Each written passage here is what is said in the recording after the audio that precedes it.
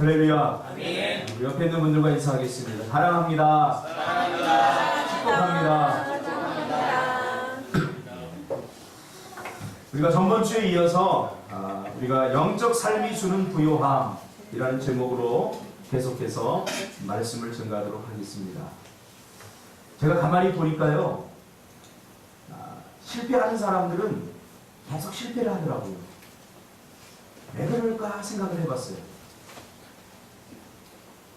그러다 한 가지 깨닫게 되는 것이 있는데 뭐냐면, 실패한 사람들은 왜 실패를 자꾸 선택하냐면 성공을 해보지 못했기 때문에. 무슨 말이냐면, 바보가 바보일 수밖에 없는 이유는 바보는 바보 같은 짓밖에 못해요. 바보 같은 것밖에 선택을 못해요. 영이 살아있는 사람은 영적인 것을 선택하지만 영이 죽어있는 사람은 육적인 것밖에 선택을 할 수 없다는 사실이죠. 그래서 오늘 본문에 보면 육신을 따르는 자는 육신의 일을, 영을 따르는 자는 영의 일을 생각하나니 육신의 생각은 사망이요 영의 생각은 생명과 평안이니라. 내가 선택하는 것이 실패할 것이라고 예상하는 사람은 아무도 없습니다. 다 성공하고 싶고 다 잘 되고 싶어요.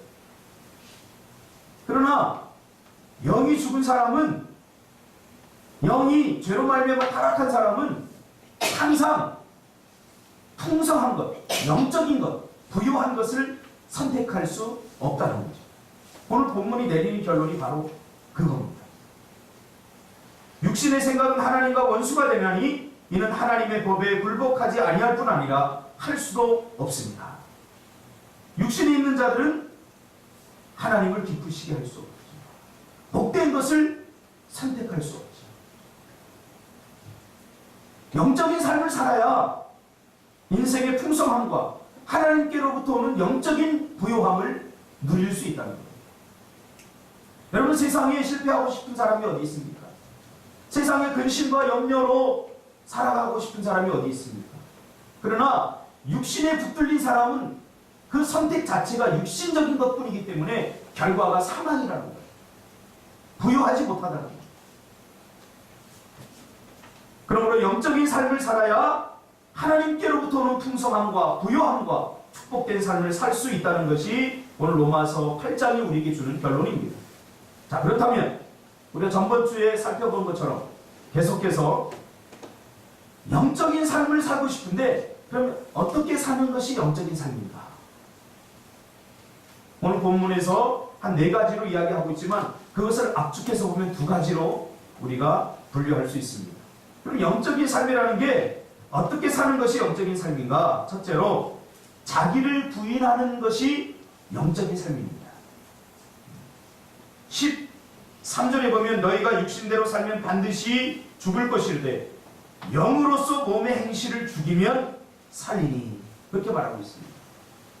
이 말을 조금 더 쉽게 말하면 영으로서 몸의 행실을 죽인다. 그것은 자기를 부인한다, 그 말입니다. 여러분, 우리의 삶을 인도하고 우리의 삶의 미래를 결정하는 것은 우리의 육신의 눈에 보이는 것들이 아니에요. 그렇잖아요. 여기 눈에 보이는 것들이 우리의 육신의 미래를 결정하는 것이 아니라 보이지 않는 우리 내면이 결정하지 않습니까? 내가 무엇을 선택하고 내가 무엇을 결정하고, 이 모든 것 보이지 않는데 마음에서 결정하는 거예요. 이 마음이 뭐예요? 우리 영혼이에요. 영혼. 우리 영혼에서 결정합니다. 그러나 죄로 말미암아 우리의 영혼이 타락해버리면 우리가 결정하는 것들이 다 육신의 것, 즉 실패할 것들, 잘 안 될 것들, 사망의 것들이다. 내가 육신의 눈으로 볼 때는 아무리 좋아 보이고, 야, 이렇게 하면 성공할 것 같고 이렇게 하면 잘 될 것 같고, 그래서 그것을 선택했는데 결국 그 길은, 필경은 사망이라는 거예요. 잘못된 길이라는 거예요. 우리가 영적 삶을 살아야 될 이유가 바로 여기 있습니다. 많은 그리스도인들이 예수 그리스도로 말미암아 구원을 받고 새 생명을 얻었음에도 불구하고 눈에 보이지 않는 이 영적인 삶을 사는 것이 아니라 눈에 보이는 육신의 것들을 쫓아서 살아가는 것을 보게 됩니다. 영적인 삶을 사는 첫 번째 길은 자기를 부인하는 삶인 것입니다. 마태복음 16장 24절에서 예수님은 영적인 삶을 예수님을 따르는 삶이다 라고 말하면서 누구든지 나를 따르려면 자기를 부인하고 자기 십자가를 져야 된다 그렇게 말하고 있습니다. 자기를 부인해야 됩니다. 자기 부인이 있어야 따름, 즉 예수님을 따라갈 수 있다 그렇게 말하고 있는 거죠. 많은 사람들이 예수님을 따르겠다고 신앙생활을 시작합니다. 그러나 잘 따르지 못해요. 그 첫 번째 이유가 뭡니까? 자기 부인이 없이 따르기 때문에. 따라가긴 따라가요. 근데 자기 부인이 없이 따라가기 때문에 제대로 따라갈 수 없다는 거죠. 자기 부인이 없으면 예수님을 절대로 따를 수 없습니다. 왠 줄 아세요? 자기 부인이 안 되면 첫째로 순종이 잘 안 돼요. 예수님을 따른다는 것은 예수님께서 가라고 하는 길을 가는 거예요. 예수님이 간 길을 가는 거예요. 그래서 우리가 때로는 잘못된 길로 갈 때 예수님께서 그 길이 아니야, 이 길로 가야 돼.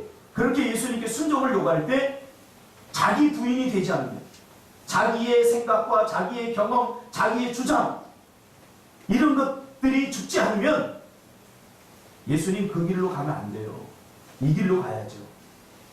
하고 예수님의 말씀에 순종할 수 없게 됩니다. 그러니까 자기 부인이 안 되면 따름이 안 돼요. 예수님을 따를 수가 없어요. 자기 부인이란 자기 죽음을 말하는 것이고 영적인 삶을 살려면 자기가 죽어요. 자기 부인이 있어요. 내가 시끄럽게 살아있으면 아직도 영적인 삶과는 거리가 먼 것이죠. 아직도 내가 죽지 않은 사람은 내 자존심, 내 욕심, 내 욕망에 사로잡혀 있는 것입니다. 그래서 육신의 것들을 추구할 수밖에 없어요. 내가 살아있기 때문에. 눈에 보이는 게 먼저죠. 육신적인 것이 먼저죠. 그러니까 눈에 보이지 않는 것들엔 관심을 쓸 겨를이 없는 거죠. 마태복음 6장은 이 육신의 삶을 이렇게 표현하고 있습니다. 무엇을 먹을까, 무엇을 마실까, 무엇을 입을까. 육신에 사로잡힌 사람은, 육신을 부인하지 못한 사람은 아직도 눈에 보이는 것들, 무엇을 먹을까, 무엇을 마실까, 무엇을 입을까, 내 미래는 어떻게 될까, 나는 어떤 직장을 가져야 될까, 이런 염려에 붙들려서 살아가게 되는 거죠. 예수님께서는 그러한 삶을 이방인들이 구하는 삶이다 그렇게 규정을 하고 있습니다. 우리 이방인이 아닙니다. 예수 그리스도로 말미암아 새 생명을 얻을 사람들입니다. 그러니까 육신적인 것들에 관심을 가져요. 너희 하늘 아버지께서는 이 모든 것이 너희에게 있어야 할 줄을 아십니다. 그런즉 너희는 먼저 그의 나라와 그의 의를 구하라. 그리하면 이 모든 것을 너희에게 더하십니다. 이게 중요한 게 있어요. 그렇다면 우리가 육신적인 근심과 걱정, 염려 이런 거 가지고 육신의 삶을 열심히 살면 성공할 수 있고 잘 될 것 같은데 그렇게 되지 못한다는 거예요. 성경은 이미 뭐라고 결론을 내립니까?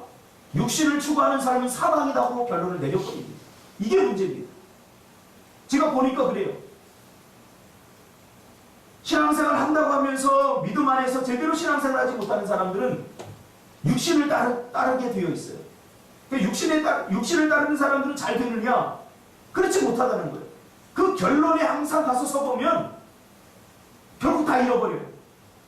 아무것도 남지 못한다는 거예요. 그러니까 성경이 굉장히 정확합니다. 아직도 자기 성질이 죽지 않은 사람, 자기 삶이 자기 인생의 주인 노릇하는 사람, 그런 사람은 하나님의 말씀에 절대로 순종할 수 없다는 거죠. 자기가 하고 싶은 것만 하고 순종하고 싶을 때만 순종하고 그런 사람들은 아직도 자기가 죽지 않은 거예요. 제가 우리 청년들한테 농담삼아 하는 말이 있습니다.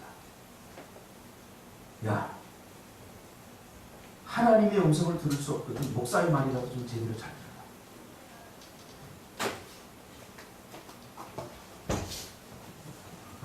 않는 보이는 사람의 말을 듣지 않으면서 어떻게 하나님의 말씀에 순종할 수 있는가? 제가 가끔 그런 이야기를 합니다.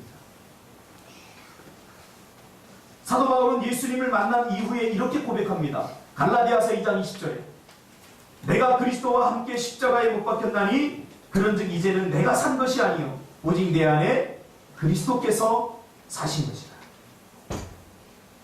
내 안에 누가 살았다고요? 그리스도께서 사신 거예요. 우리가 전번주에 설계했잖아요. 우리는 하나님의 형상을 따라 지음을 받았어요. 그것은 하나님의 살아있는 영이 내 안에 있다는 거예요. 내 안에 있다는 거예요. 그래서 더 이상 내가 사는 게 아니죠. 하나님의 영이 내 안에서 나를 살게 하는 거죠. 그러니까 우리가 생명력 있는 삶을 살려면 하나님이 주시는 음성, 하나님의 말씀에 순종하면서 살아야 됩니다. 내 안에 하나님의 영이 계시기 때문에 죄로 말미암아 깨어져 버렸던 이 하나님의 형상이 다시 예수 그리스도의 십자가의 보혈로 그 형상이 회복되었어요. 죽었던 영이 살아난 거예요.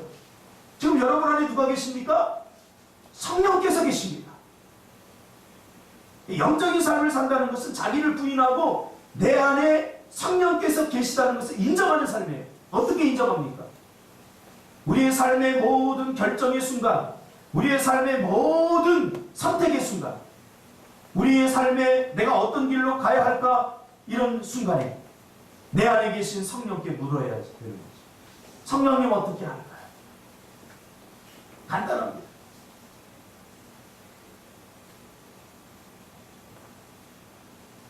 그러므로 순종할 수 없는 것이 아니라 순종이 안 되는 거죠. 순종 안 돼요. 순종 안 돼요. 순종하기 힘들어요. 그런 사람은 내 안에 그리스도의 영이 살아있음을 모르는 사람. 하나님께서 내 안에 성령으로 시퍼렇게 살아계신데 어떻게 이 하나님의 음성을 무시하며 살아갈 수 있겠어요? 안 듣는 거죠. 귀를 막고. 못 들은 척 하는 거죠. 자기를 부인하지 않았기 때문에. 내가 살아있기 때문에.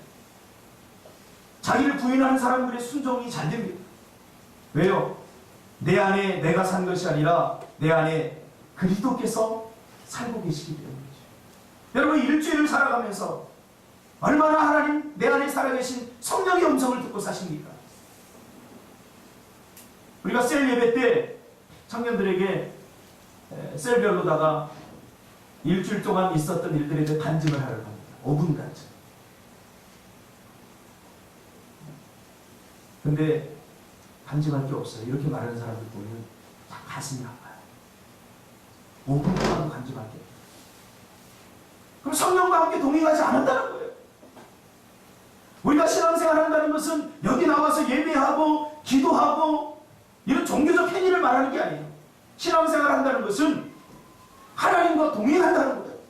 예배한다는 것은 여기 지금 보이지 않지만 주의 영이 지금 이 자리에 임재하고 있지 않습니까?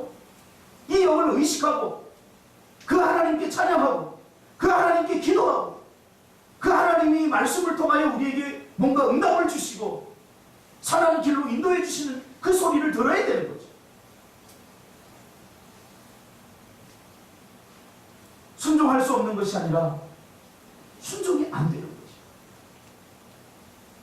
그래서 자기 부인이 안 되는 사람은 겉으로 몇 가지 이렇게 드러나는 게 있는데 그 중에 하나가 뭐냐면 고집이 센 거예요. 완고합니다.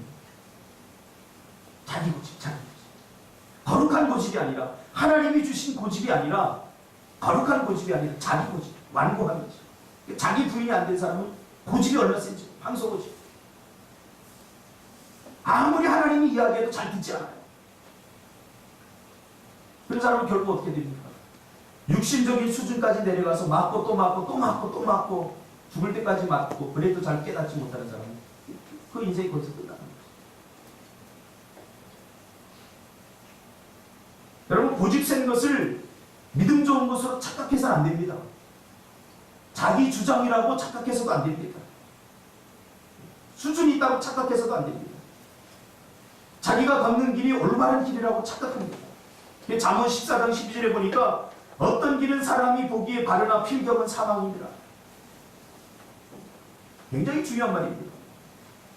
어떤 사람은 사람이 보기에, 어떤 길은 사람이 보기에 바르나 필경은 사망입니다. 명백합니다. 육신을 쫓는 삶은 사망입니다. 사망의 음침한 골짜기입니다. 내가 죽어야 됩니다. 내가. 내 자존심, 내 계획, 내 꿈, 이게 죽어야 됩니다. 그래야 진정한 하나님이 주신 꿈과 비전에 붙들리게 됩니다. 내가 죽어야 됩니다. 내가 죽으면 내 안에 있던 미움도, 섭섭함도, 억울함도, 분노도, 상처도 더 이상 나를 힘들게 하지 않습니다. 왜 상처받는 줄 아세요? 내적 지위에서는 상처의 중심에 자기 애가 있다고 봐요. 자기를 너무 사랑하니까 그 자기를 건드니까 상처가 되는 거예요. 야, 이 바보야. 내가 죽은 사람은요, 이 소리를 그냥 흘려듣고 말아요. 근데 내가 나를 너무 사랑하니까, 아니, 나를 감히 바보라고 그래? 내가 누군데? 자기가 살아있어요. 저도요, 예수 믿기 전에는 내가 얼마나 살아있었는지 몰라요. 얼마나 제가 날카로운 사람이었는지 몰라요. 우리 장 집사님이 잘 알아요. 제가 얼마나 깐깐한 사람이었는지. 누가 뭐라고 하면 핏대 올려서 싸우고 막. 왜요? 내가 너무 사랑해. 내가 너를, 나만을 너무 사랑한 거니까. 나를 사랑한 게 아니라 나만을 너무 사랑했어요. 저희 아버지가 일찍 돌아가셔서 누가 이렇게 사랑을 해줄 사람들이 별로 없었어요, 주위에. 그러니까 내가 스스로 나라도 나를 사랑해야 되겠다. 그래서 나를 너무 나만을 사랑해, 나만. 내 것만을 막 챙기고. 그러니까 누가 뭐 이렇게 하면 막 그게 상처가 돼요. 그런데 예수 믿고 나서 내가 십자가 앞에 죽어지니까 뭐 누가 별소리를 다 해도 그렇게 뭐 나쁘지 않아요. 심지어는요, 우리 주일학교 학생이 나보고 형사! 엉덩이 막 툭툭 치고, 야, 형사가 놀자가 그래요. 옛날 같으면요, 목사고 뭐가 없어요. 빵짝에다가 뺐는데, 야, 그냥 웃긴대요, 그냥. 네. 나도 어떻게 된 건지 모르겠어요. 내가 죽은 것 같아, 내가. 내 과거의 그 못된 성격들, 내 과거의 그 나에 대한 집착들, 미움도, 섭섭함도, 억울함도, 분노도, 상처도 십자가의 그 능력과 은혜 앞에 다 죽어질 것 같아. 제 친구 김 목사가 그래요. 야, 박 목사, 너 옛날 성격 다 죽었다. 그냥 십자가 앞에 죽어진 거예요. 내가 죽인 게 아니에요. 나도 왜 그런지 모르겠어요, 내가. 내가 가지고 있는 꿈, 내 육신 안에서 나온 그런 비전들, 내 육신 안에서 나온 계획들, 포부들, 하나님이 주신 꿈과 하나님이 주신 비전으로 착각하지 마세요. 아직도 내가 죽어지지 않고 뭔가를 꿈꾸고 있다면 그것이 야망입니다, 야망. 필경은 사망입니다. 우리가 선교하는 이영희 선교사님이 나오셨어요. 이번 주에 만나서 이런저런 교회와 오셨기 때문에 제가 이런저런 이야기를 하는데 그 목사님이 제 설교를 듣나 봐요. 그래서 무슨 저한테 여러 가지 충고를 많이 해주셨어요. 이게 옛날 같으면 제가 그랬을 거예요. 너나 잘해라 그랬을 거예요. 근데 여러 가지 이렇게 충고를 해주시는데 그게 감사하더라고요. 제 설교를 들어주고 그리고 제 설교에 대해서 여러 가지 피드백을 해주고 그 중에 하나가 뭐냐면 목사님이 이렇게 직구 설교했는데 이렇게 직구 설교하면 좀 답답해 보인다고 직구 설교 안 했으면 좋겠다고. 그래서 내가 그래야 되겠다 겸허하게 받아들였어요. 그래서 왜 직구 설교하냐면요, 우리 마이크가 이게 좀 질이 그렇게 좋은 건 아니에요. 그래서 이렇게 대고 하지 않으면 소리가 잘 안 들려요. 그래서 이렇게 대고 할 수밖에 없어요. 이렇게 하면 안 들려요. 그래서 우리가 이게 핀 마이크 옛날에 사놨지. 그래서 이거 마이크 없앴습니다. 그래서 이거를 지금 끼고 합니다. 근데 그게 옛날 같으면 이 안에서 뭔가 이렇게 울컥하고 치밀었을 텐데 그 감사함으로 받아들이는 거예요. 야, 내 설교를 들어주고 이렇게 나에 대해서 피드백을 해주고 내 설교에 대해서 문제점들 집어주고 그러니까 너무너무 감사한 거예요. 이게 지금 바꿨어요, 이걸. 할렐루야. 이걸 바꾸니까 좋은 게 있어요. 이건 이렇게 안 보고 이게 습관이에요, 습관. 사실 이게 다 외웠거든요. 안 봐도 되는 이게 습관으로 봤는데 여러분 누군가 이렇게 아이 컨택 하니까 좋아요, 안 좋아요? 좋아요. 저는 좋아요. 여러분은 어떨지 모르겠지. 내가 죽어야 됩니다. 내 건 너무 하지 마세요. 내 가족, 내 것, 내 차. 제 차 보니까 차 한 대 갖다 박아버리면요. 내 차가 아니더라고요. 여러분, 내 것이 있습니까? 이 세상에? 다 내 것이라고 착각하면서 사는 거죠. 내 것이라고 착각하면서 사는 거지. 내게 아무것도, 자식도요. 여러분, 너무 내 자식 하지 마세요. 내 자식입니까, 진짜? 하나님이 나에게 맡겨주신 자식이죠. 더 이상 이 세상에 내 것이 아무것도 없음을 발견해야 됩니다. 그러려면 내가 죽어야 돼, 내가 그렇게 소중하게 여기던 것들 죽어야 돼. 저희 아버지가 저희 어머니는 굉장히 씩씩하셨어요. 남자다우셨어요. 반면에 저희 아버지는 굉장히 해병대 출신인데도 여자다우셨어요. 그래서 저 어릴 적 기억에도 저희 아버지가 굉장히 부드러웠고 저희 어머니는 제가 사탕을 사주고 씹어 먹으면 야 이놈의 새끼야 사탕 씹어 먹지 마 이렇게 얘기했는데 저희 아버지는 방서가 사탕을 씹어 먹으면 오래 못 먹어. 그러니까 천천히 입에 넣어서 빨아먹도록 해. 이게 아버지 톤이었어요. 제가 어릴 적 기억에. 근데 그 아버지가요 일찍 돌아가시니까요 아버지가 나를 사랑해주고 싶어도 사랑 못해주는 거잖아요. 그러니까 내가 아버지 자식이 아니었어요. 저는 하나님의 자식이었죠. 하나님이 저를 보살펴 주시죠. 여러분들 막 자식이 해주중지해도 여러분 자식이 미래까지 책임 못 져요. 난 죽는데요. 하나님이 책임져 주는 거죠. 그러니까 여러분 자식들도요 하나님께 맡겨야 돼요. 하나님. 저도 우리 예린이에 대해서 야 공부하라 막 잔소리하고 막 하다가 포기했어요. 왜? 잔소리 한다고 되는 게 아니더라고요.